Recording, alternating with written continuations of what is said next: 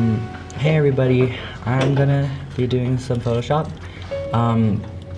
This actually was very hard to do, and there were a lot of people laughing at me, and I wanted to do it because Shannon's mean and she makes us do assignments that I don't want to do, and so I decided to just do what I always say I want to do, which is to Photoshop.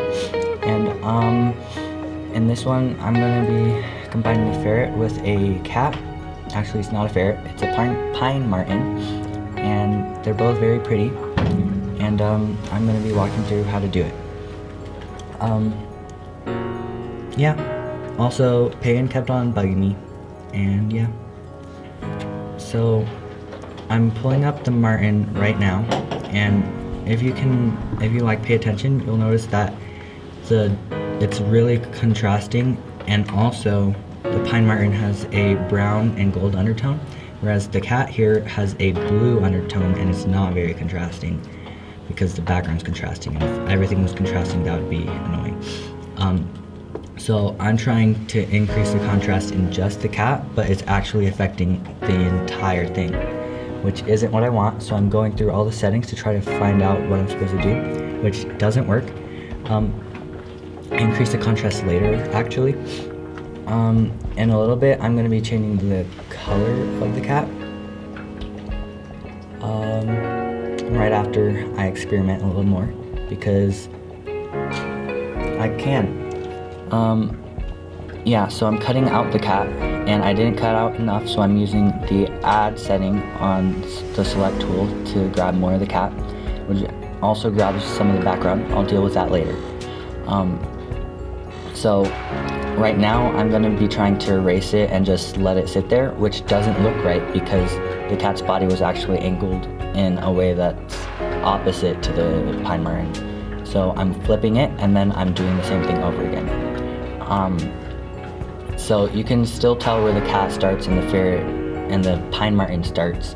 So I'm going to be changing the colors right now to make the cat more brown, which makes it harder to see the difference. It's not going to be completely brown though, because I want some color. Right now I'm going to be changing the contrast to make it blend in better. And then in a little bit I'm going to be moving on to the clone stamp, which is one of my favorite tools in Photoshop, and I wish everything had it because it's great. Yep, I'm just fiddling around right now. I should be, yeah, there we go. I'm cloning the fur from the cat and blending it into the pine marten fur, and then blending the pine marten fur into the cat fur to make it like seem more cohesive, instead of just having a slightly blurred cat on top of a pine marten. And then I'm using the background to get rid of the cat's background, because I don't want that black halo around the cat, because that's weird. If you can notice, there's like a blurred edge around the neck of the cat. I'm gonna fix that in just a little bit. Right now, Peyton actually dragged me into the other room to record for him, and I just sat in a chair for like 20 minutes, which was not cool, not fun. I was very bored. That means we're done. So that's the finished product, which reminds me, I didn't get to record all of it because of Peyton. There we go.